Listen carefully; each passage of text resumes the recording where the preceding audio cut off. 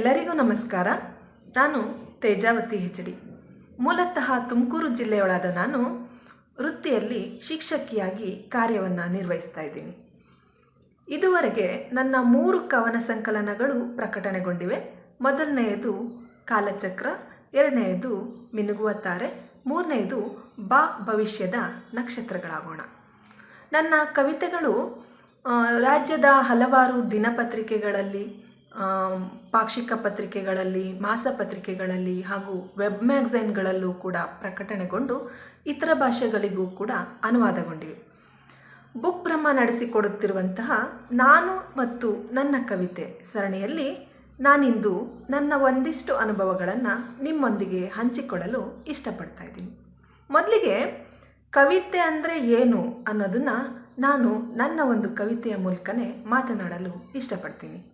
ಕವಿತೆಯ ಶೀರ್ಷಿಕೆ ಕವಿತೆ. ಕವಿತೆ ಎಂದರೆ ಭಾವ ಬೆಸೆದು ಬಂಧ ಕೂಡಿ ಭ್ರೂಣ ಬೆಳೆದು ಹುಟ್ಟು ಪಡೆವ ನವಜಾತ ಶಿಶುವ ಮುಗ್ಧ ನಗುವಂತೆ. ಕವಿತೆ ಎಂದರೆ ಜಲದ ಸೆಲೆಗಳೆಲ್ಲ ಒಂದುಗೂಡಿ ಒಮ್ಮೆಲೆ ಪುಟಿದೇಳುವ ಬಿಸಿ ಬುಗ್ಗೆಯಂತೆ. ಕವಿತೆ ಎಂದರೆ ಮೋಡಗಟ್ಟಿ ಮಳೆಗರೆದು ಬಾನಿಗೂ ಭುವಿಗೂ ಸಂದೇಶ ರವಾನಿಸುವ ಸ್ನೇಹ ಸೇತುವೆಯಂತೆ. ಕವಿತೆ ಎಂದರೆ ಮನದ ಭಾವನೆಗಳಿಗೆ ಆಭರಣ ತೊಡಿಸಿ ಅಂಗಿ ಧರಿಸಿ ಅಲಂಕಾರಗೊಳಿಸಿದ ನವ ವಧುವಂತೆ. ಕವಿತೆ ಎಂದರೆ ಕ್ಷೀರದೊಳಗೆ ಹೆಪ್ಪು ಬೆರೆತು ಮೊಸರಾಗಿ ಮಜ್ಜಿಗೆಯಾಗಿ ನವನೀತದೊಳಗೆ ಅವಿತು ನಾಸಿಕವ ಬಡಿವ ಘೃತದಂತೆ. ಕವಿತೆ ಎಂದರೆ ಮಣ್ಣಿನೊಳಗೆ ಬೀಜ ಬೆರೆತು ಮೊಳೆತು ಎಸಳೊಡೆದು ದಳಗಳಾಗಿ ಅರಳಿ ಮಿಡಿಯಾಗಿ ಕಾಯಾಗಿ ಮಾಗಿದ ಹಣ್ಣಿನಂತೆ. ಕವಿತೆ ಎಂದರೆ ಶಿಲೆಯೊಂದು ಸಿಡಿದು ಮಳೆ ಚಳಿ ಗಾಳಿಯ ತಡೆದು ಉಳಿಪೆಟ್ಟುಗಳ ಪಡೆದು ಪೂಜೆಗೆ ಅಣಿಯಾದ ಅಗ್ರ ಮೂರ್ತಿಯಂತೆ. ಕವಿತೆ ಎಂದರೆ ಹಗಲೆಲ್ಲ ಬಾಡಿ ಇರುಳೆಲ್ಲ ಕಾದ ಪರ್ಣಗಳ ಮೇಲೆ ನಸುಕಿನಲ್ಲಿ ಬಿದ್ದ ಅಮೃತ ಬಿಂದುವೊಂದು ಸೂರ್ಯರಶ್ಮಿಯ ಸ್ಪರ್ಶಕ್ಕೆ ತಾನೇ ಪ್ರತಿಫಲಿಸಿದಂತೆ. ಹೀಗೆ ಕವಿತೆ ಅಂದರೆ ನಾನು ಹಲವಾರು ದೃಷ್ಟಿಕೋನಗಳಲ್ಲಿ ನೋಡ್ತಾ ಹೋಗ್ತೀನಿ. ಯಾವುದೇ ಒಬ್ಬ ಕವಿಗೆ ಭಾಷಾ ಜ್ಞಾನ ಇರಬೇಕು, ಜೊತೆಗೆ ಭಾಷೆಯ ಹಿಡಿತ ಇರಬೇಕು. ಕನ್ನಡದಲ್ಲಿ MA ಮಾಡಿರುವಂಥ ನನಗೆ ಭಾಷೆಯ ಹಿಡಿತವನ್ನು ಸಾಧಿಸೋಕ್ಕೆ ಕಾರಣ ಆಗಿದ್ದು ಚಿಕ್ಕಂದಿನಿಂದಲೂ ನನಗಿದ್ದಂತಹ ಭಾಷಾ ಪ್ರೀತಿ ಹಾಗೂ ಅಭಿಮಾನಗಳು. ಜೊತೆಗೆ ನನಗೆ ಪ್ರೈಮರಿ ಹಂತದಿಂದನೂ ಕಾಲೇಜು ಶಿಕ್ಷಣದವರೆಗೆ ಸಿಕ್ಕಂತಹ ಗುರುಗಳು, ಅದರಲ್ಲೂ ವಿಶೇಷವಾಗಿ ಭಾಷಾ ಬೋಧನೆ ಮಾಡ್ತಿದ್ದಂಥ ಗುರುಗಳು ತಮ್ಮ ಪಠ್ಯ ಬೋಧನೆಯ ಸಂದರ್ಭದಲ್ಲಿ ಬೇರೆ ಬೇರೆ ಕವಿಯತ್ರಿಯರ ಸಾಲುಗಳನ್ನು ಸಂದರ್ಭೋಚಿತವಾಗಿ ಹೇಳ್ತಾ ಇದ್ರು. ಅದನ್ನು ನಾನು ಅದೇ ಪುಟದಲ್ಲಿ ಅಲ್ಲಿ ಇಲ್ಲಿ ಜಾಗ ಸಿಕ್ಕಲ್ಲಿ ಬರ್ಕೊಂಡು ಮತ್ತೆ ಮನೆಗೆ ಹೋಗಿ ಒಂದು ಡೈರಿನಲ್ಲಿ ಬರೆದು ಇಡ್ತಾ ಇದ್ದೆ. ಇಲ್ಲಿಂದ ನನಗೆ ಸಾಹಿತ್ಯದಲ್ಲಿ ಆಸಕ್ತಿ ಮತ್ತು ನನ್ನ ಬರಹದ ಪ್ರಯಾಣ ಕೂಡ ಆರಂಭ ಆಯಿತು. ಆದರೆ ಆಗ ಮುಂದೆ ನಾನು ಒಬ್ಬ ಕವಿಯತ್ರಿಯಾಗಿ ಹೊರಹೊಮ್ತೀನಿ ಅನ್ನುವಂಥ ಯಾವುದೇ ಕಲ್ಪನೆ ಕೂಡ ನನಗಿರಲಿಲ್ಲ. ಸೃಜನಶೀಲತೆ, ಜ್ಞಾನದಾಹ ಹಾಗೂ ಹೊಸತನ್ನು ಕಲಿಯುವಂಥ ಹಸಿವುಗಳು ನನ್ನಲ್ಲಿ ಬೇರೂರಿ ಸಾಹಿತ್ಯ ಕ್ಷೇತ್ರ ನನ್ನನ್ನು ಹೆಚ್ಚು ಆಕರ್ಷಣೆ ಮಾಡ್ತು. ನಮ್ಮ ಮನೆಯಲ್ಲಿ ಪುಸ್ತಕಗಳಿಗೇನು ಕೊರತೆ ಇರಲಿಲ್ಲ. ಯಾಕಂದರೆ ನಮ್ಮ ಮನೆಯಲ್ಲಿ ನಮ್ಮ ಆಂಟಿ ಮತ್ತು ನಮ್ಮ ಮಾಮಂದಿರು ಅದಾಗಲೇ ಸ್ನಾತಕೋತ್ತರ ಪದವಿ ಮುಗಿಸಿದ್ರು ಕನ್ನಡ ವಿಷಯಗಳಲ್ಲಿ. ಹಾಗಾಗಿ ಪುಸ್ತಕ ಭಂಡಾರನೇ ನಮ್ಮ ಮನೆಯಲ್ಲಿ ಇತ್ತು. ಆ ಪುಸ್ತಕಗಳನ್ನ ನೋಡ್ತಾ ಅವನ್ನ ಓದಬೇಕು, ಏನಿದೆ ತಿಳ್ಕೋಬೇಕು ಅನ್ನುವಂಥ ಕುತೂಹಲ ನನ್ನಲ್ಲಿ ಬೆಳೀತಾ ಹೋಗಿತ್ತು. ಮತ್ತು ಅದರಲ್ಲೂ ನಮ್ಮ ಆಂಟಿ ಮಕ್ಕಳ ಕಥೆಗಳನ್ನ, ದೇವರ ಕಥೆಗಳನ್ನ ಮತ್ತು ಈ ವೀರಗಲ್ಲು ಮಹಾಸತಿ ಕಲ್ಲುಗಳ ಚರಿತ್ರೆಗಳನ್ನ ತುಂಬ ಮನೋಜ್ಞವಾಗಿ ಕಣ್ಣಿಗೆ ಕಟ್ಟುವಂತೆ ನಮಗೆ ಚಿಕ್ಕ ವಯಸ್ಸಿನಲ್ಲಿ ಹೇಳ್ತಾಯಿದ್ರು. ಮತ್ತು ನಮ್ಮ ಅಜ್ಜಿಗೆ ಹರಿಕತೆ ಮತ್ತು ಈ ನಾಟಕಗಳನ್ನ ನೋಡುವಂಥ ಹುಚ್ಚು ಹೆಚ್ಚಿತ್ತು. ಅವರು ಅದನ್ನು ನೋಡೋಕ್ಕೆ ಹೋಗುವಾಗ ಯಾವಾಗಲೂ ನಮ್ಮನ್ನು ಕೂಡ ಜೊತೆಯಲ್ಲಿ ಕರ್ಕೊಂಡು ಹೋಗ್ತಿದ್ರು. ನಮ್ಮೂರಲ್ಲಿ ಗಣೇಶನ ಇಟ್ಟಾಗ 1 ತಿಂಗಳುಗಟ್ಟಲೆ ಹರಿಕತೆ ಮಾಡ್ತಿದ್ರು ದಿನ ರಾತ್ರಿ. ಮತ್ತು ಕೋಲಾಟ ತಂಡಗಳು ಅಲ್ಲಿ ಭಾಗವಹಿಸ್ತಿದ್ರು. ಅದನ್ನು ನೋಡೋಕ್ಕೆ ಅವ್ರ ಜೊತೆ ನಾವು ಹೋಗ್ತಿದ್ವು. ಅದಲ್ಲದೆ ಮತ್ತು ದುರ್ಗಮ್ಮನ ಜಾತ್ರೆ ಆಗ್ತಿತ್ತು. ಪ್ರತಿ ವರ್ಷ ಜಾತ್ರೆ ಆಗುವಾಗ ಕೂಡ ದೇವಿ ಮಹಾತ್ಮೆ ನಾಟಕವನ್ನು ಅಲ್ಲಿ ಆಡ್ತಿದ್ರು. ಆ ನಾಟಕ ನೋಡೋಕೆ ನಮ್ಮನ್ನು ಜೊತೆಲಿ ಕರ್ಕೊಂಡು ಹೋಗ್ತಿದ್ರು. ಇಡೀ ರಾತ್ರಿ ನಾವು ದೇವಸ್ಥಾನದ ಬಯಲಲ್ಲಿ ಕೂತ್ಕೊಂಡು ಅಜ್ಜಿ ಜೊತೆ ನಾಟಕ ನೋಡ್ತಿದ್ವು. ಇವೆಲ್ಲ ಆಗ ಇಷ್ಟಪಟ್ಟು ಮಾಡ್ತಿದ್ವೋ ಇಷ್ಟ ಇಲ್ಲದೆ ಮಾಡ್ತಿದ್ವೋ, ಆದರೆ ನಮ್ಗೆ ಅರಿವಿಲ್ದೇ ನನ್ನಲ್ಲಿ ಸಾಹಿತ್ಯದ ಬುನಾದಿಯನ್ನು ಹಾಕ್ಕೊಟ್ಟಂಥ ಅಂಶಗಳಿವೆಲ್ಲ. ಇನ್ನು ನನ್ನ ಕವಿತೆಗಳಿಗೆ ಸ್ಫೂರ್ತಿ ಏನು ಅಂತ ನೋಡೋದಾದರೆ, ಅವು ನನ್ನೊಳಗೆ ಇದ್ದಂತಹ ಮಿಡಿತಗಳು ಹಾಗೂ ತುಡಿತಗಳು. ನನ್ನ ಪ್ರಕಾರ ಕವಿತೆ ಅನ್ನೋದು ಬಾಹ್ಯ ಪ್ರೇರಣೆಗಿಂತನೂ ಮುಖ್ಯವಾಗಿ ಅಂತಃಪ್ರೇರಣೆಯಿಂದ ಮೂಡಿ ಬರಬೇಕು. ಆಗ ಮಾತ್ರ ಸಶಕ್ತ ಕವಿತೆಗಳು ಹುಟ್ಟೋದಕ್ಕೆ ಸಾಧ್ಯ ಅನ್ನೋದು ನನ್ನ ಅನಿಸಿಕೆ. ಕವಿ ಮನಸ್ಸಿಗೆ ಯಾವುದೇ ಸಾಮಾಜಿಕ ಕಟ್ಟುಪಾಡುಗಳ ಜಾಡ್ಯಕ್ಕೆ ದಾಸನಾಗುವಂತಹ ಇಂಗಿತ ಇರಬಾರ್ದು. ಅವನು ಯಾವಾಗಲೂ ಜಾತ್ಯತೀತನಾಗಿರಬೇಕು ಮತ್ತು ವರ್ಣಾತೀತನಾಗಿರಬೇಕು.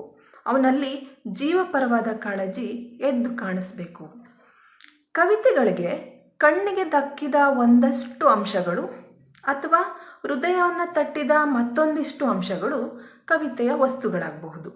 ಇಂತಹದೇ ಸಂದರ್ಭದಲ್ಲಿ ಜನ್ಮ ತಾಳಿದಂತಹ ನನ್ನ ಒಂದು ಕವಿತೆ ಊರುಗಳೇ ದಿಂಬಾದವು.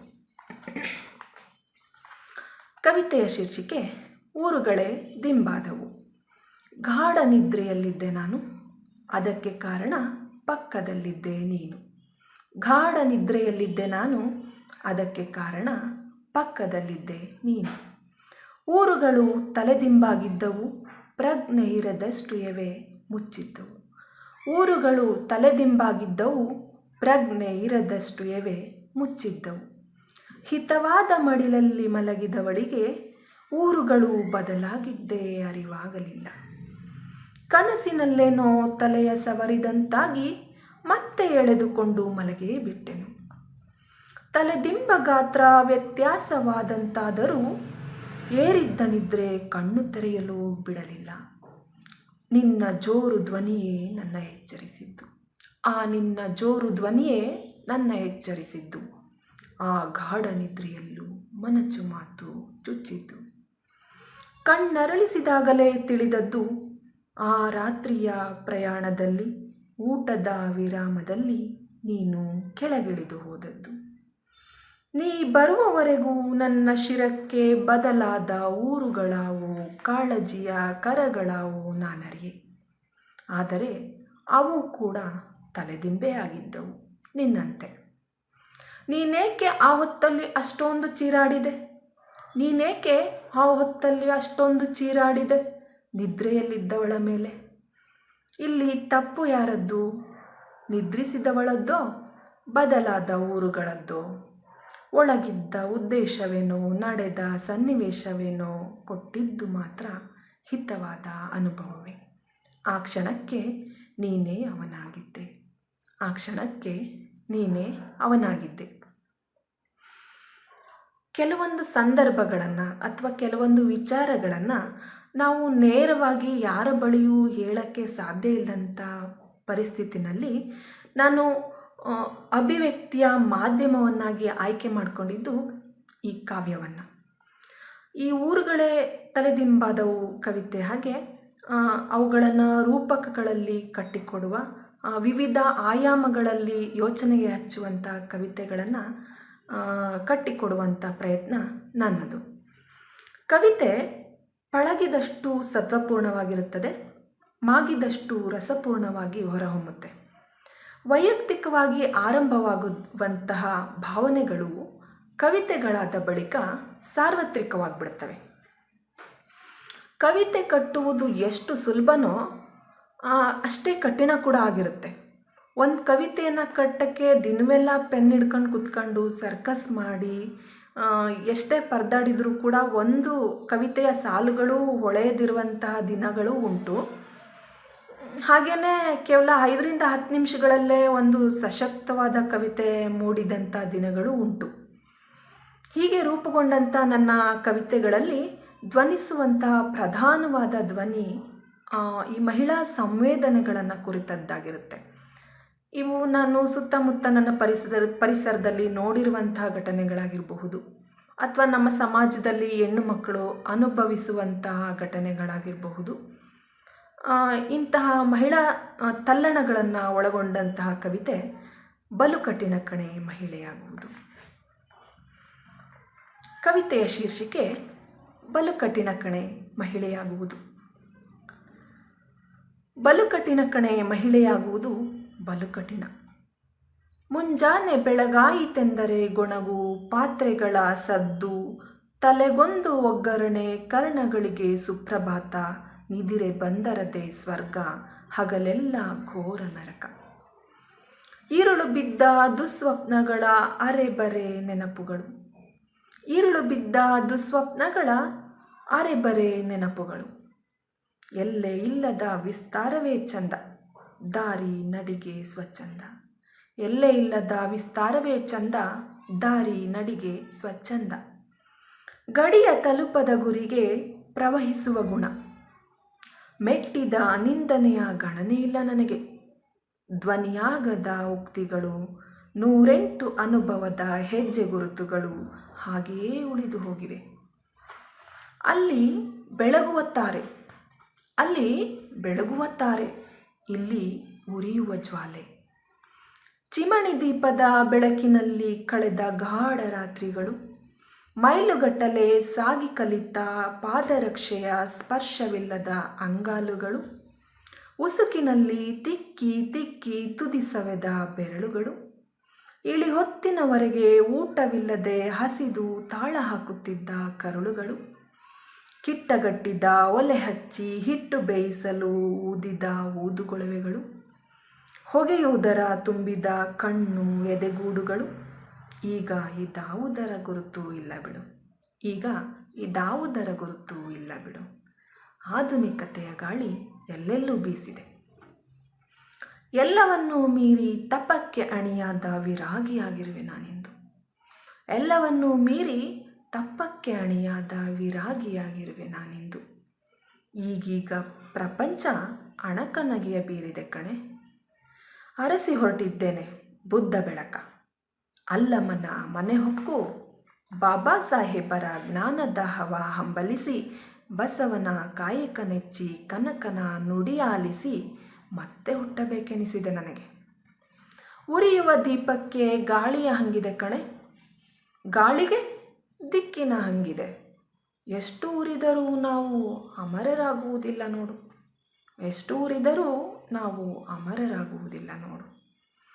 ನಾಯಿಕೊಡೆಗಳಂತಹ ಕಾಂಕ್ರೀಟಿನ ವಿವಿಧ ವಿನ್ಯಾಸದ ವಿಲಾಸಿ ಅರಮನೆಗಳಿಗೆ ವೈಭವದ ಫಲಕಗಳು, ಮಂದಿಯ ನಾಮಧೇಯ, ಕವಿ, ನಟ, ಅಧ್ಯಕ್ಷ, ಸಂಸ್ಥಾಪಕ, ಹೀಗೆ ಸ್ಟಾರ್ ಪ್ಲೇಟ್ಗಳ ತೋರಿಕೆ. ಬಹಿರಂಗದಲ್ಲಿ ನಿಲುಕದ ನಕ್ಷತ್ರ, ಬಹಿರಂಗದಲ್ಲಿ ನಿಲುಕದ ನಕ್ಷತ್ರ, ಅಂತರಂಗದಲ್ಲಿ ಬೇಕೇ ಈ ಬದುಕು. ತುಳಿದ ಕಲ್ಲು ಮುಳ್ಳುಗಳು, ಸೃಷ್ಟಿಯಾದ ಕಂದಕಗಳು, ನಡೆದ ಅಂತರ್ಕದನ ಅಪರಿಮಿತ ತಿರುವುಗಳು, ಅಳಿಯದೆ ಉಳಿದ ಹಗೆಯ ಕಲೆಗಳು, ಎಷ್ಟೇ ಬಾರಿ ಉಳಿಹಚ್ಚಿ ಹುಜ್ಜಿದರೂ ಮೀರಿ ಮೀರಿ ಮಿನುಗದೆ ಕಿಲು ಬಿಡಿದ ಪಾತ್ರೆಯೊಳಗಿನ ಕೊಳಕು ಕಲೆಗಳು. ಮುಂದಿಟ್ಟ ಹೆಜ್ಜೆ ಹಿಂದೆ ಸರಿಸಿಲ್ಲ ನಾನು, ಮುಂದಿಟ್ಟ ಹೆಜ್ಜೆ ಹಿಂದೆ ಸರಿಸಿಲ್ಲ ನಾನು. ಮೂಡಿಸಬೇಕೆಂದಿರುವೆ ಬದಲಾವಣೆಯ ಚಿರಮುದ್ರೆಯ. ಮಹಿಳೆಯಾಗುವ ಛಲ ಎದೆಯೊಳಗೆ, ಆದರೆ ಬಲು ಕಠಿಣ ಕಣೆ ಮಹಿಳೆಯಾಗುವುದು, ಬಲು ಕಠಿಣ ಕಣೆ ಅವರೊಪ್ಪುವಂಥ ಮಹಿಳೆಯಾಗುವುದು. ನಾವು ಯಾವಾಗಲೋ ನೋಡಿದಂಥ ಸನ್ನಿವೇಶಗಳು ಮತ್ಯಾವುದೋ ಸಂದರ್ಭಕ್ಕೆ ತಾಳೆಯಾಗಿ ಅಲ್ಲೇನೋ ಹೊಸದೊಂದು ಜಾದು ನಡೆಯುತ್ತಲ್ಲ, ಅದನ್ನು ನಾನು ಕವಿತೆ ಅಂತ ಹೇಳ್ತೀನಿ. ಈ ರೀತಿಯ ಅನುಭವಗಳು ನನಗೂ ಭಾಳಷ್ಟು ಆವಾಗವಾಗ ಆಗ್ತಾನೆ ಇರ್ತವೆ. ನಾನು ಸ್ಕೂಟಿಯಲ್ಲಿ ಹೋಗುವಾಗ ಇರ್ಬೋದು, ಏಕಾಂತದಲ್ಲಿ ಕುಳಿತಿದ್ದಾಗ ಇರ್ಬೋದು, ಏನನ್ನೋ ಓದುವಾಗ ಇರ್ಬೋದು, ಯಾವುದೋ ಘಟನೆಯನ್ನು ಕೇಳುವಾಗ ಇರ್ಬೋದು. ಹೀಗೆ ಇಡೀ ರಾತ್ರಿ ನನ್ನ ನಿದ್ದೆನ ಕಸ್ಕೊಂಡು ನನ್ನೊಳಗೆ ಕನ್ವರಿಸಿದ್ದೂ ಉಂಟು. ಈ ಕವಿತೆ ಅನ್ನೋದು ನಮ್ಮ ಮೆದುಳಿನಲ್ಲಿ ಪ್ರವಹಿಸುವಂತಹ ಒಂದು ಬೌದ್ಧಿಕ ಮಿಂಚಿನ ಸಂಚಾರ. ಅದು ಹೊಳೆದಾಗಲೇ ಅದನ್ನು ಹಿಡಿಬೇಕು. ಆಗ ಮಾತ್ರ ಅದು ನಮಗೆ ದಕ್ಕುತ್ತೆ. ಈ ಕವಿತೆ ಮೂಡೋದಕ್ಕೆ ಸಮಯದ ಹಂಗಿಲ್ಲ, ಸಾಲುಗಳ ಮಿತಿನೂ ಇರಲ್ಲ. ಅದು ಸಾರುವಂಥ ಆಶಯ ಅಷ್ಟೇ ಮುಖ್ಯ ಆಗಿರುತ್ತೆ. ಒಮ್ಮೊಮ್ಮೆ ನಾವು ಪುಟಗಟ್ಟಲೆ ಬರೆದಂತಹ ದೊಡ್ಡ ದೊಡ್ಡ ಕವಿತೆಗಳು ಸಾರೋದಕ್ಕೆ ಸಾಧ್ಯ ಆಗದೇ ಇರುವಂತಹ ಸಂದೇಶಗಳನ್ನ ಕೇವಲ 8-10 ಸಾಲುಗಳಲ್ಲಿ ಬರೆದಂತಹ ಚಿಕ್ಕ ಪುಟ್ಟ ಕವಿತೆಗಳು ಸಾರಬಹುದು. ಅಂಥದ್ದೇ ಒಂದು ಪುಟ್ಟ ಕವಿತೆ ಸೆಣಸಾಡುವ ಬಣ್ಣ. ಕವಿತೆಯ ಶೀರ್ಷಿಕೆ ಸೆಣಸಾಡುವ ಬಣ್ಣ. ಅಲ್ಲಿ ಸಮರಗಳು ಕಾಲು ಕೆರೆಯುತ್ತಿವೆ, ಅಲ್ಲಿ ಸಮರಗಳು ಕಾಲು ಕೆರೆಯುತ್ತಿವೆ, ವರ್ಣರಂಜಿತ ಓಕುಳಿಯಾಡಲು. ಇಲ್ಲಿ ಬಣ್ಣಗಳು ಸೆಣಸಾಡುತ್ತಿವೆ, ಇಲ್ಲಿ ಬಣ್ಣಗಳು ಸೆಣಸಾಡುತ್ತಿವೆ, ಕೆಂಪು ಹಸಿರು ನೀಲಿ ಚೆಲ್ಲಿ. ಅರಿವಿಲ್ಲದೆ ಮೂಲದ್ರವ್ಯದ ವರ್ಣ, ರಜತ ಬಿಲ್ಲಿಗೆ ಗೊತ್ತು ಎಲ್ಲವುಗಳ ಮರ್ಮ. ಅಂದು ಕನಕ ಸಾರಿ ಸಾರಿ ಹೇಳಿದ್ದ, ಅಂದು ಕನಕ ಸಾರಿ ಸಾರಿ ಹೇಳಿದ್ದ, ಕರಿಯ ಬಿಳಿಯ ಸಾರವ ರೀಹಿ ನೆರೆದೆಲಗಗಳ ಬಿತ್ತಿ. ಮತ್ತೆ ಅವತರಿಸಿದರು ಗಾಂಧಿ ಮಂಡೇಲ, ಬಣ್ಣವನ್ನು ಕುಡಿಯಲು ಹಸಿವನ್ನು ನುಂಗಲು. ಶತಶತಮಾನದ ನೋಟಕ್ಕಿನ್ನೂ ಬಿಡದು ಆವರಿಸಿರುವ ಕಾಮಾಲೆಯ ಗ್ರಹಣ. ಗಲ್ಲಿಗೊಂದು ಗಡಿಗೊಂದು ಊರಿಗೊಂದು ಕೇರಿಗೊಂದು ದೇಶಕ್ಕೊಂದು ಕೋಶಕ್ಕೊಂದು ಹಗಲಿಗೊಂದು ಇರುಳಿಗೊಂದು ಹೀಗೆ ಬಣ್ಣ ಓಡಾಡುತ್ತಿದೆ ಮತ್ತೆ ಮತ್ತೆ ವೇಷ ಧರಿಸಿ. ಹೀಗೆ ಬಣ್ಣ ಓಡಾಡುತ್ತಿದೆ ಮತ್ತೆ ಮತ್ತೆ ವೇಷ ಧರಿಸಿ. ಯಾವುದೇ ಒಂದು ಘಟನೆಯನ್ನು ಅಥವಾ ಯಾವುದೇ ಒಂದು ವಿಷಯವನ್ನು ಸಾಮಾನ್ಯರು ನೋಡುವಂತಹ ದೃಷ್ಟಿಕೋನಕ್ಕೂ ಒಬ್ಬ ಕವಿ ನೋಡುವಂಥ ದೃಷ್ಟಿಕೋನಕ್ಕೂ ಬಹಳನೇ ವ್ಯತ್ಯಾಸ ಇರುತ್ತೆ. ಈ ಜಗತ್ತಿನಲ್ಲಿ ಯಾರಾದರೂ ಮೈಮರೆತು ನಿದ್ರಿಸಬಹುದು, ಆದರೆ ಕವಿಯೊಳಗಿನ ಇರುವಂತಹ ಕಾವ್ಯ ಪ್ರಜ್ಞೆ ಸದಾ ಜಾಗೃತವಾಗೇ ಇರುತ್ತೆ. ಕೂಡಿ ಕಳೆದು ಅಳೆದು ತೂಗಿ ಕಟ್ಟುವ ಕೆಲಸವನ್ನು ಅದು ನಿರಂತರವಾಗಿ ಮಾಡ್ತಾನೇ ಇರುತ್ತೆ. ಚಿಕ್ಕ ಪುಟ್ಟ ಬರಹಗಳಿಂದ ಆರಂಭವಾದಂತಹ ನನ್ನ ಸಾಹಿತ್ಯ ಪ್ರಯಾಣ ಕವಿತೆ, ಗಜಲ್, ಗದ್ಯ, ವಿಮರ್ಶೆ, ಲೇಖನ ಹೀಗೆ ವಿಸ್ತೃತ ರೂಪಗಳನ್ನ ಪಡ್ಕೊಂಡು ವಿವಿಧ ದಿಕ್ಕುಗಳಿಗೆ ಚಾಚಿಕೊಂಡು ತಮ್ಮನ್ನು ತಾವು ತೆರೆದುಕೊಳ್ತಾ ಹೋಗ್ತೀವಿ. ಆದರೆ ನನಗೆ ಇವತ್ತಿಗೂ ಅತ್ಯಂತ ತೃಪ್ತಿ ಕೊಡುವಂಥ ಪ್ರಕಾರ ಕಾವ್ಯನೇ. ಈ ಕಾವ್ಯ ಪ್ರಕಾರದ ಮತ್ತೊಂದು ಮಾದರಿ ಗಜಲ್ಗಳು. ಗಜಲ್ಗಳಿಗೆ ತಮ್ಮದೇ ಆದಂತಹ ಕೆಲವು ನೀತಿ ನಿಯಮಗಳಿರ್ತವೆ. ಗೇಯತೆ, ಲಯಗಾರಿಕೆ ಇರುತ್ತೆ. ಮತ್ತು ತಮ್ಮದೇ ಆದಂತಹ ಕಾವ್ಯ ವೈಶಿಷ್ಟ್ಯವನ್ನು ಇವು ಹೊಂದಿರ್ತವೆ. ಇಂತಹ ಒಂದು ಗಜಲ್ ಪ್ರಕಾರದಲ್ಲೂ ಕೃಷಿ ನಡೆಸಿ 100 ಗಜಲ್ಗಳನ್ನ ಬರೆದಿದ್ದೀನಿ. ಇನ್ನೂ ಅವುಗಳನ್ನ ಪ್ರಕಟಣೆ ಮಾಡಿಲ್ಲ, ಮುಂದಿನ ಹಂತದಲ್ಲಿ ಮಾಡ್ತೀನಿ. ಈಗ ನಿಮ್ಮ ಮುಂದೆ ನನ್ನದೊಂದು ಗಜಲ್. ಅವರು ನನ್ನ ಪ್ರೀತಿಯನ್ನು ಕೊಲ್ಲಲು ಬರುತ್ತಿದ್ದಾರೆ, ನೀನು ಹಾಗೆಯೇ ನೋಡುತ್ತಿರು. ಅವರು ನನ್ನ ಪ್ರೀತಿಯನ್ನು ಕೊಲ್ಲಲು ಬರುತ್ತಿದ್ದಾರೆ, ನೀನು ಹಾಗೆಯೇ ನೋಡುತ್ತಿರು. ಅವರು ಮೌಢ್ಯದ ಗೋರಿಯನ್ನು ನಿರ್ಮಿಸುತ್ತಿದ್ದಾರೆ, ನೀನು ಹಾಗೆಯೇ ನೋಡುತ್ತಿರು. ಅವರು ಮೌಢ್ಯದ ಗೋರಿಯನ್ನು ನಿರ್ಮಿಸುತ್ತಿದ್ದಾರೆ, ನೀನು ಹಾಗೆಯೇ ನೋಡುತ್ತಿರು. ನಾನು ಪ್ರೇಮದ ದೀಪ ಹಚ್ಚಲು ಅನಂತವಾಗಿ ತಿರುಗುತ್ತಿರುವೆ, ನಾನು ಪ್ರೇಮದ ದೀಪ ಹಚ್ಚಲು ಅನಂತವಾಗಿ ತಿರುಗುತ್ತಿರುವೆ. ಅವರೀಗ ಉರಿವ ಬತ್ತಿಗೆ ಸೀಮೆ ಎಣ್ಣೆ ಬೆರೆಸುತ್ತಿದ್ದಾರೆ, ನೀನು ಹಾಗೆಯೇ ನೋಡುತ್ತಿರು. ಅವರೀಗ ಉರಿವ ಬತ್ತಿಗೆ ಸೀಮೆ ಎಣ್ಣೆ ಬೆರೆಸುತ್ತಿದ್ದಾರೆ, ನೀನು ಹಾಗೆಯೇ ನೋಡುತ್ತಿರು. ತೀರದ ದನಿ ಆರದ ಬೆಳಕು ಅರಸಿ ಹೊರಟಿರುವೆನು ನಾನೀಗ, ತೀರದ ದನಿ ಆರದ ಬೆಳಕು ಅರಸಿ ಹೊರಟಿರುವೆನು ನಾನೀಗ. ಹಳೆ ನಾಗರಿಕತೆಗೆ ಹೊಸ ತೊಟ್ಟಿಲು ಕಟ್ಟುತ್ತಿದ್ದಾರೆ, ನೀನು ಹಾಗೆಯೇ ನೋಡುತ್ತಿರು.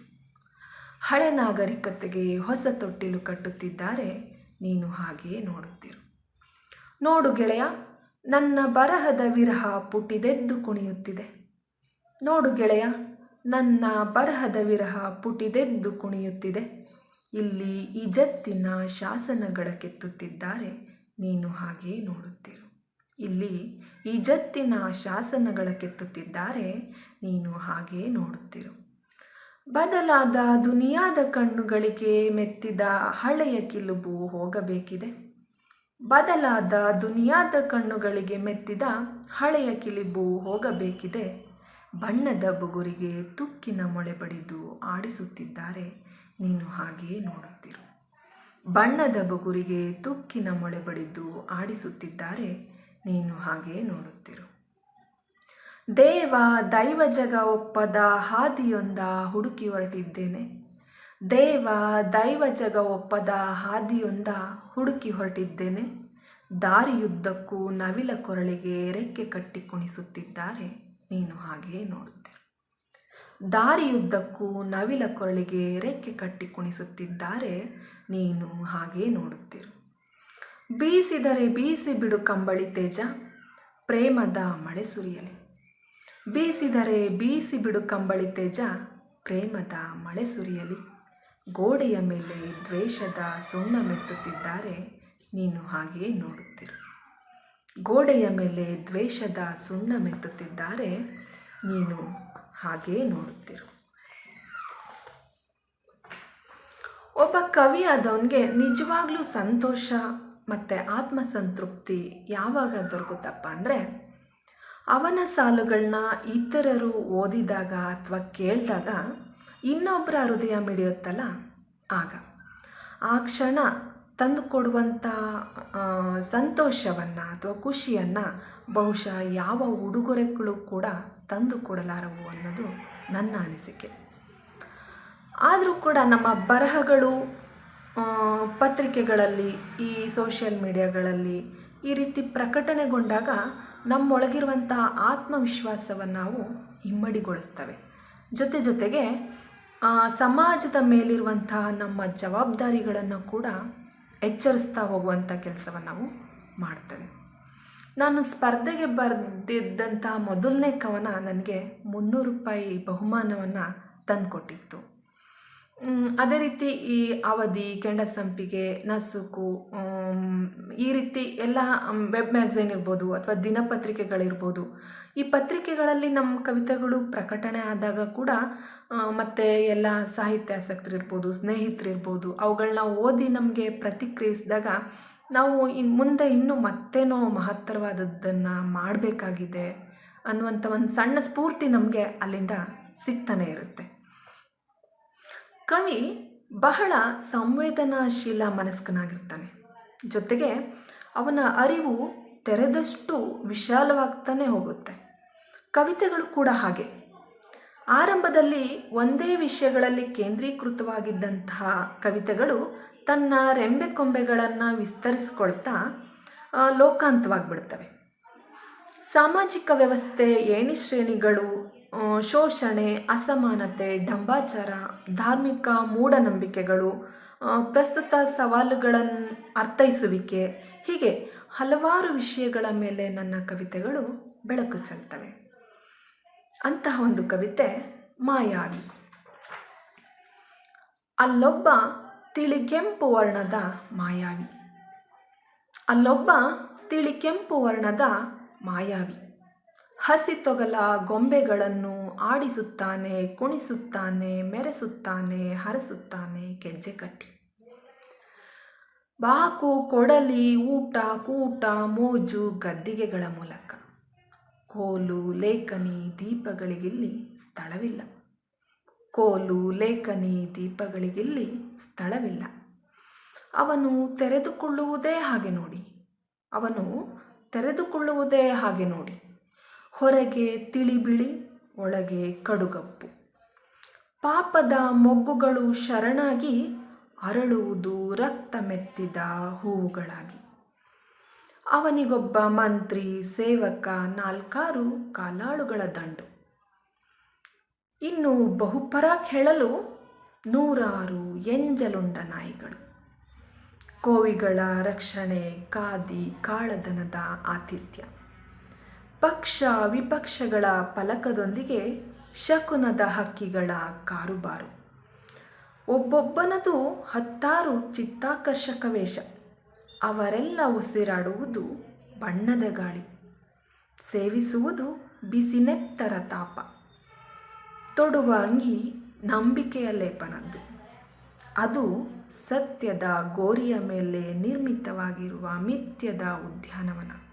ಅದು ಸತ್ಯದ ಗೋರಿಯ ಮೇಲೆ ನಿರ್ಮಿತವಾಗಿರುವ ಮಿಥ್ಯದ ಉದ್ಯಾನವನ. ಸುತ್ತಲೂ ಊಸರವಳ್ಳಿಗಳ ಸುಭದ್ರ ಕೋಟೆ. ದಾರಿ ತಪ್ಪಿ ಒಳಹೊಕ್ಕ ಪುಣ್ಯಕೋಟಿಯನ್ನು ಬಿಡಲಿಲ್ಲ. ಸುಳ್ಳಿನ ಗಾಯಕ್ಕೆ ಕಾರ್ಕೋಟಕ ನಂಜು ಸೇರಿ ಅಮೃತವು ನೀಲಿಯಾಯಿತು. ಸುಳ್ಳಿನ ಗಾಯಕ್ಕೆ ಕಾರ್ಕೋಟಕ ನಂಜು ಸೇರಿ ಅಮೃತವು ನೀಲಿಯಾಯಿತು. ಇದುವರೆಗೂ ನಾನು ಮತ್ತು ನನ್ನ ಕವಿತೆ ಸರಣಿಯ ಭಾಗವಾಗಿದ್ದಂತಹ ಎಲ್ಲ ವೀಕ್ಷಕರಿಗೂ, ಸಾಹಿತ್ಯಾಸಕ್ತರಿಗೂ ಹಾಗೂ ಬುಕ್ ಬ್ರಹ್ಮದ ತಂಡದವರಿಗೂ ವಂದನೆಗಳನ್ನು ತಿಳಿಸುತ್ತಾ ನನ್ನೆರಡು ಮಾತುಗಳಿಗೆ ವಿರಾಮ ನೀಡ್ತಾ ಇದ್ದೀನಿ. ಧನ್ಯವಾದಗಳು.